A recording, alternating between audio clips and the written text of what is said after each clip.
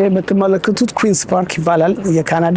በካናዳ ውስጥ የኦንታሪዮ መንግስት መቀመጫ ማለት ነው እና እዚህ ካናዳ ውስጥ የፌደራሉም የፕሮቪንስ ወይንም የክፍለ ሀገሮችም የመቀመጫ ወይንም ደግሞ የገቨርንመንት ስትራክቸሩ አንድ አይነት ነው፣ ያው ኢትዮጵያ ውስጥ እንዳለው ማለት ነው።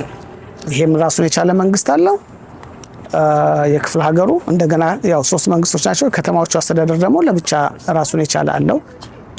ይሄኛው የኦንታሪዮ ነው። የአሁኑ መንግስት ፕሮግሬሲቭ ኮንሰርቫቲቭ ይባላል በአይዲዮሎጂ ማለት ነው። ከፌደራል መንግስቱ ጋራ እነዛ ሊበራሎች ናቸው። የሚግባቡበትም መንገድ አለ፣ የማይግባቡበትም መንገድ አለ። አሁን በታክስ ለምሳሌ ካርበን ታክስ በነዳጅ ላይ በተጣለ ግብር በፌደራል መንግስቱና በኦንታሪዮ መንግስት መካከል በኦንታሪዮ መንግስትና በፌደራል መንግስቱና በዚህ በመንግስት መካከል ጭቅጭቅ ነበረ፣ አለመግባባት ነበረ። አንቀበልም፣ አናስፈጽምም ይሄን ግብር የኦንታሪዮን ህዝብ እንትን አይልም ብሎ መንግስት ፍርድ ቤት ይሄኛው መንግስት ፍርድ ቤት ድረስ እስከመሄድ ደርሷል። እዚህ ሀገር እንደዚህ ነው የሚሰራው። አንድ ክፍለ ሀገር ከፌደራል መንግስቱ ጋር በሚያግባባው ነገር ይሰራል፣ በማያግባባው ነገር ደግሞ እንዲህ ሊባባሉ ይችላሉ። ብዙ ጊዜ ግን ወደ ፍርድ ቤት ነው የሚሄደው፣ በፍርድ ቤት ይወሰናል። ፍርድ ቤት ያለውን ነገር ደግሞ ያከብራሉ።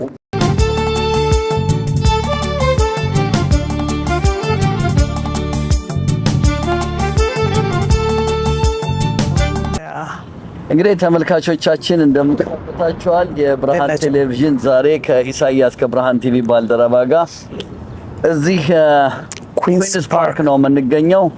ሃፒ ካናዳ ዴይ ካናዳ ዛሬ 156ኛውን አመት ልደቷን በማክበር ላይ ትገኛለች።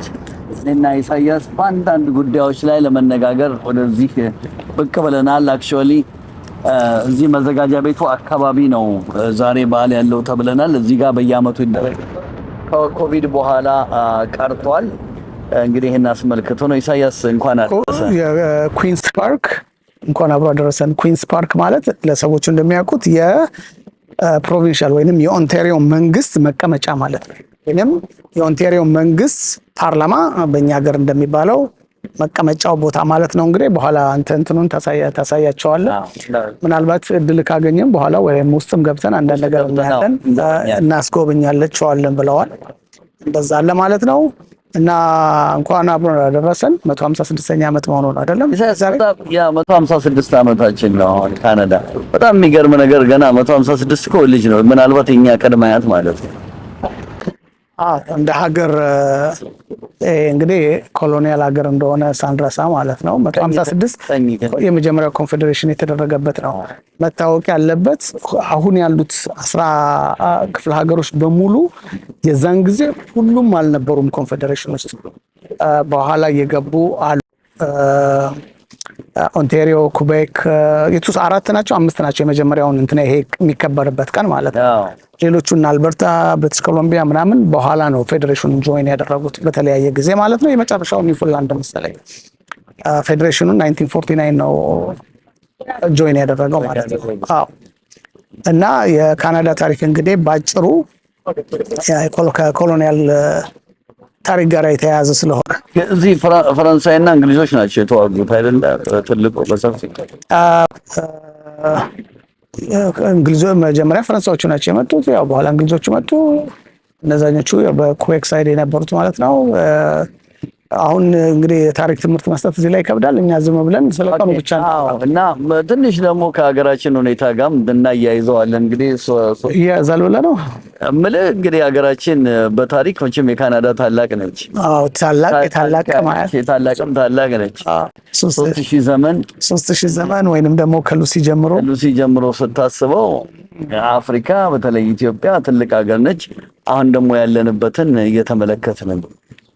ተመልካቾቻችን ይሄን ፕሮግራም ስናዘጋጅ በአንዳንድ ሁኔታ ላይ መወያየት ስላለብን ነው። በተለይ በቅርብ ጊዜ ብዙ ኢትዮጵያኖች ደግሞ ከኢትዮጵያ መጥተዋል።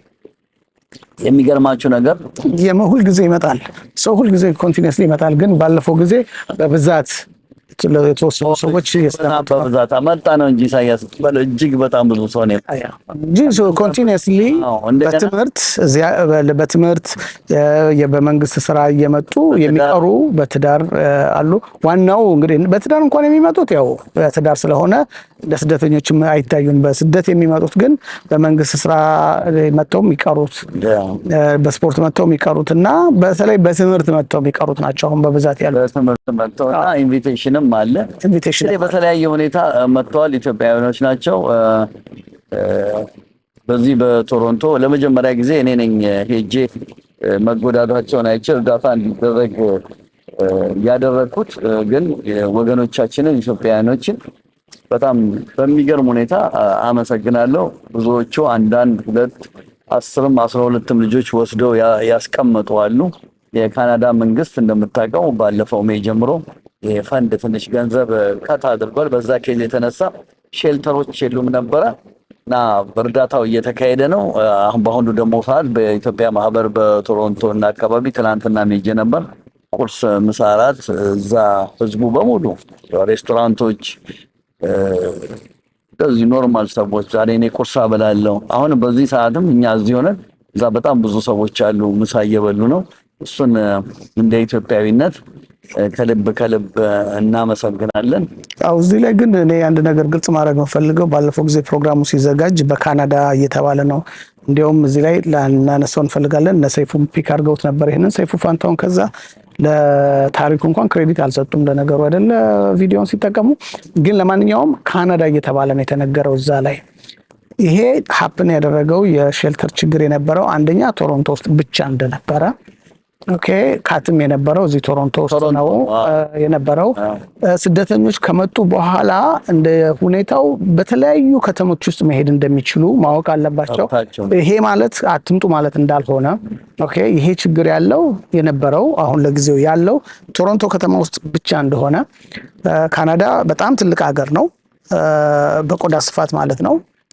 ከተሞችም ደግሞ ሌሎች አገሮች የሚሄዱ ከሆነ ከቶሮንቶ ውጪ ሌሎች ከተሞች የሚሄዱ ከሆነ ሌላ ከተማ ወይንም ደግሞ ሌላ ክፍለ ሀገር የሚሄዱ ከሆነ ብሪቲሽ ኮሎምቢያ አለ፣ አልበርታ አለ፣ ማኒቶባ፣ ሳስካቹዋን እንደ ክፍለ ሀገር ማለት ነው።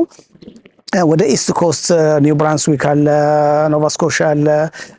ወደ እነዚህ አካባቢዎች የሚሄዱ ሰዎች ይሄ ችግር ያጋጥማቸዋል ማለት አይደለም።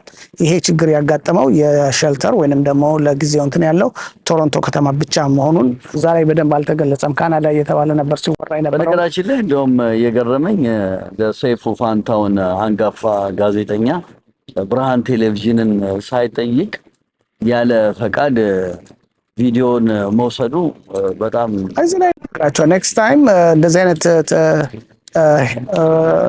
ፕሮግራም መስራት ስትፈልጉ እንደዚህ ቪዲዮ ስትወስዱ ክሬዲት ስጡ። ምን ጊዜም ቢሆን ይሄንን ቪዲዮ ያገኘነው ከከሌ ነው፣ ይሄንን ቪዲዮ ያገኘነው ከዚህ ድርጅት ነው ብላችሁ ፍቃድ እንኳን ባትጠይቁ ክሬዲቱን ብቻ ስጡ። አለለለ ምናልባት ፍቃድ መጠየቁ አንዳንድ ጊዜ ፕሮሰስ ጊዜ ይፈጃል ብሎ ይገምቱ ይሆናል። ግን ይሄንን ቪዲዮ ያገኘነው ከዚህ ቦታ ነው ለዚህ አለ አልጠየቅም። ሁሉን 100% ቪዲዮን ተጠቅማችሁበታል። ጥሩ አይደለም። አዎ የዛ ሌላ ጊዜ ፕሮፌሽናል ጀስት ክሬዲቱን ብቻ መስጠት ነበረባቸው። አሁን ግን ለማንኛውም ሁሉም በጥሩ ሁኔታ ነው የሚገኘው አይደለም። ያው እና የፈንድ ጉዳይ ነው። በአንድ ወቅት የማይኖር ፈንድ በሌላ ጊዜ ሊመጣ ይችላል። የኢትዮጵያ ማህበርና አካባቢው እዚህ ላይ በተቻለው መጠን የሚችለውን ይረዳል። ማህበሩ ጠንካራ አይደለም። አዎ የሁላችንም ችግር ነው። ከዚህ የበለጠ መሰራት ነበረበት። አዎ ከዚህ የበለጠ መስራት ይቻል ነበረ። ግን እኛ እንግዲህ ያላዘጋጀነው ያልሰራነው ድርጅት ስለሆነ በቅጡ ይሄን ነው ማለት የሚቻለው። የሁላችንም ነው፣ ኮሌክቲቭሊ ነን በኢትዮጵያ ማህበር ጉዳይ የምንጠየቀው ማለት ነው። በጣም ፈንክሽናል ካልሆነ ብዙ ሰዎች ይጠቁማሉ። ምንም አልሰራም፣ ምንም እንደዚህ ያላረገም ምናምን ይላሉ። ግን እኔ በእኔ ግምት ካልሆነ የሁላችንም ችግር ነው፣ ሁላችንም ድርጅታችን ነው ብለው ሁሉም በራሱ ተነሳሽነት ድርጅቱን ለመርዳት ከመስራት ይልቅ ሆኖ ከላይ መንሰራ በሚል ላይ ብቻ ፎከስ ያደረገ ስለሆነ ኮሌክቲቭሊ ሁላችንም ተጠያቂዎች ነን። እዛ ላይ ሜምበርሺፕ ብቻ እንኳን እኮ በመክፈል መርዳት ይቻላል። በቃ ሜምበርሺፕ ሌላው ይቀርና በቃ ሜምበርሺፕ ገንዘብ ነው የሚያስፈልገው። ክፈሉ፣ እሱን ነው ምን ገንዘብ ነው የሚያስፈልገው። ኮሚኒቲው ስላለ ግን በአሁኑ ሰዓት መቼም ውጤት ያለው ነገር ተሰርቷል ብለን እንገምታለን። ሁሉንም ማስደሰት አይቻልም፣ ሁሉንም ማስደሰትም አይቻልም። ግን አንዳንድ ሰዎች በሪፖርት በብርሃን ቴሌቪዥን እንደደረሰን የዚህ የዘርና እዚህ ሀገር በፍጹም የማይፈቀድ ነገር ለማድረግ ሙከራ የምታደርጉ ሰዎች መጠንቀቅ አለባቸው። ይሄ ኮሚኒቲ ሰርቪስ ነው፣ የኮሚኒቲ ስራ ነው። በጣም ስደተኞች ከየት መጣችሁ፣ የምን ዘር ናችሁ፣ የምን ብሔር ናችሁ፣ የምን ናችሁ አይባልም። ስደተኞች መጡ፣ ተቀበለ፣ ታስተናግዳለህ። ከቻልክ ካልቻልክ በቃ አርፈህ ተቀመጥ እንጂ አንድ ጥቁር ናቸው፣ ሁለት ኢትዮጵያዊ ናቸው፣ ከዛ ደግሞ እዚህ ስንደኛ ሲቀመጡ የር ኬንያ ኦኬ። እንደዚህ አይነት ነገር በጣም መቆም አለበት። ሌላ አስተዳደር ልንፈጥር አይደለም እዚህ ሀገር የመጣ ነው። የኢትዮጵያን አስተዳደር ያው ለተሻለ ኑሮ ነው ሰው የሚመጣው እናውቃለን። ከአስተዳደር ብቻ አይደለም። በቃ ግን እነሱ አዘይንድ ኦፍ ዘ ዴይ መታወቅ ያለበት እዚህ ሀገርኛ ስንኖር ጥቁሮች ነን። በሌላው የሌላው ኮሚኒቲ የሚያየን በቃ ጥቁር ነህ። በዛም መንገድ ነው የምትታየው። ስታቲስቲክስ እንግዲህ ሲሰራ ማነህ how you identify yourself ነው የሚባለው አይደለ? በስታቲስቲክሱ አንዳንድ ሰዎች ራሳቸውን ኢትዮጵያዊ ብለው አይደንቲፋይ የሚያደርጉ ሰዎች አሉ። አንዳንድ ሰዎች ብላክ ብለው አይደንቲፋይ የሚያደርጉ አሉ። ግን ስታቲስቲክሱ የሚሰራው በዛ መሰረት ነው። ናሽናሊቲ ሲጠየቅ ሲቲዝንሺፕ ሲጠየቅ ነው ኢትዮጵያዊ የሚባለው። እንደ ሬስ ግን ጥቁር መሰለ የሚባለው። so that's what it is። እና እንግዲህ በዚህ ላይ ተመልካቾቻችን ሰዎች ቢገቡም መንገድ ላይ እዚህ ፓርክ ውስጥ ያለ ስለሆነ ነው። እንግዲህ አመሰግናለሁ ተመልካቾቻችን። አሁንም ደግሞ ትንሽ ረፍት አድርገን ከደቂቃዎች በኋላ እንመለሳለን። ይህንን ማስታወቂያ ተመልከቱ። ተናስበል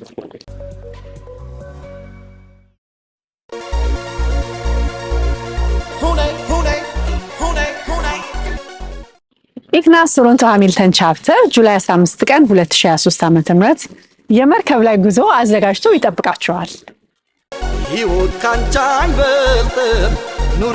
የመርከብ ላይ ሽርሽሩ ከምሽቱ 6 ሰዓት የሚጀምር ሲሆን በምሽቱም እራትና የተለያዩ የመዝናኛ ዝግጅቶች ይኖሩናል። በሃርበር ፍሮንት ሴንተር የሚደረገውን የመርከብ ላይ እራትና ሽርሽር ለመሳተፍ በስልክ ቁጥር 905-808-1780 ይደውሉ፣ እንዳያመልጡ። በደማቅ የቶሮንቶ ምሽት እየተዝናኑ ወገኖን ይርዱ። ኢግናስ ቶሮንቶ ሃሚልተን ቻፕተር።